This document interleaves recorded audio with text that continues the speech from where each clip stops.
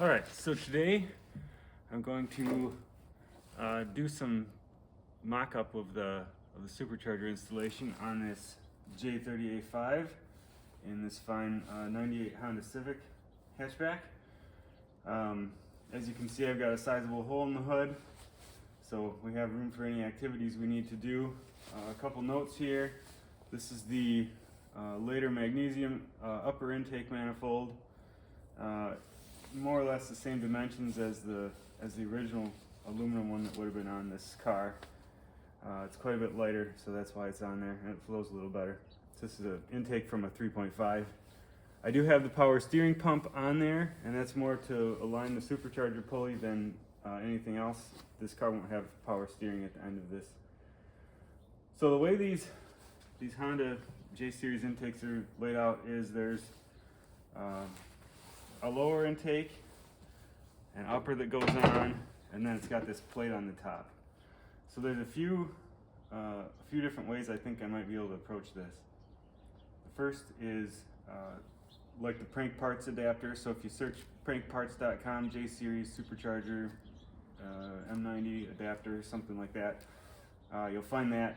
And what they do is they basically take this plate off, which gives you access to the runners of the intake, and the reason that plate comes off is so that you can put the bolts in to secure this whole intake. The bolts are out right now. So they would put a plate on here and lay the supercharger on top of that,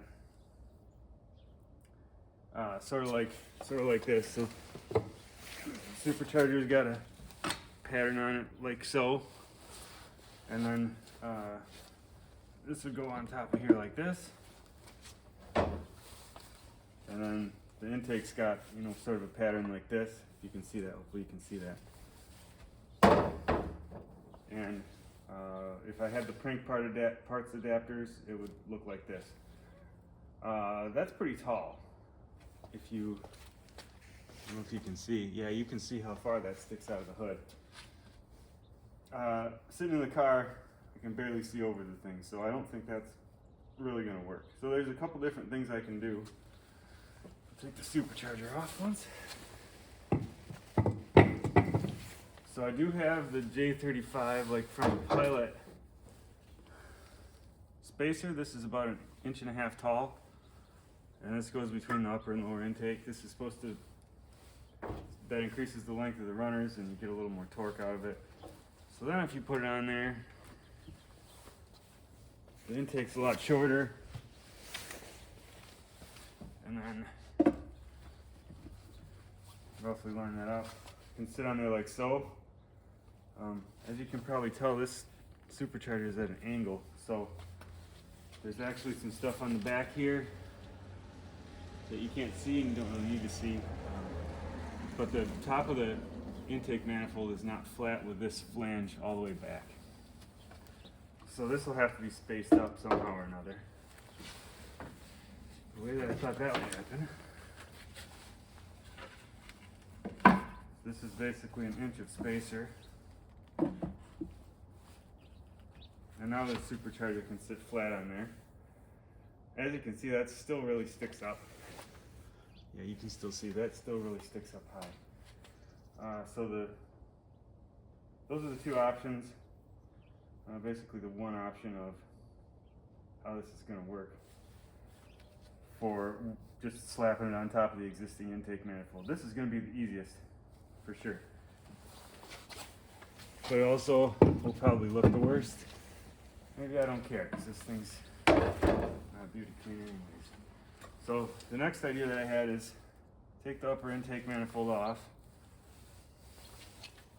set this out of the way.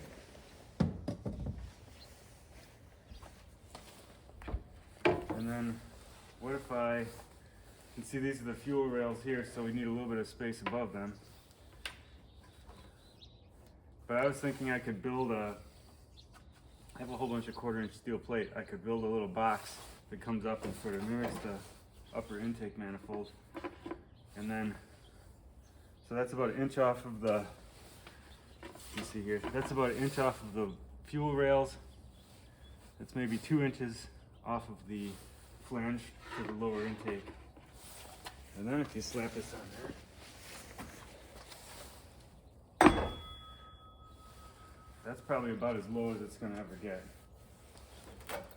Because you need to have room to transition from the lower intake to basically the planter might be building underneath the supercharger. And as you can see, it doesn't stick up quite so high. And I think I like that. So I'm still deciding between if I'm going to leave the upper intake on there and slap the supercharger on the top, or try to keep it as low as possible like this and build a lower or upper intake manifold to adapt the lower to the supercharger. I don't think you're going to lose much torque. This thing's going to be making boost anytime you wide open throttle anyways, so my guess is that you probably wouldn't lose much performance by not having the long runners of the upper intake. And if you do, you just throw a smaller pulley on there and make up for it. It's a great thing about supercharged and turbocharged engines. You can just add more boost if you need to make more power. And it can overcome a lot of compromises, we'll say.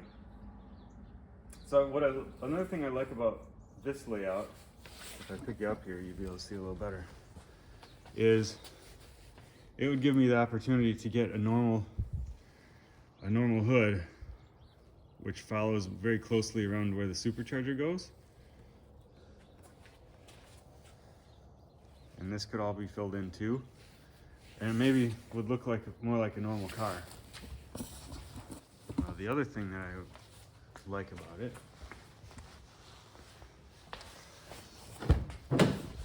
is that from inside the driver's seat, it doesn't stick up so high that you can't see where you're going, which I think is a good thing. So we'll see what I end up doing. I guess in any case, I need to make a 1/4-inch steel plate.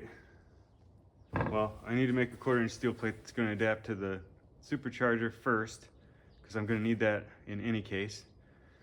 And then I either need to make another one to adapt to the lower intake manifold, so it would be like this pattern.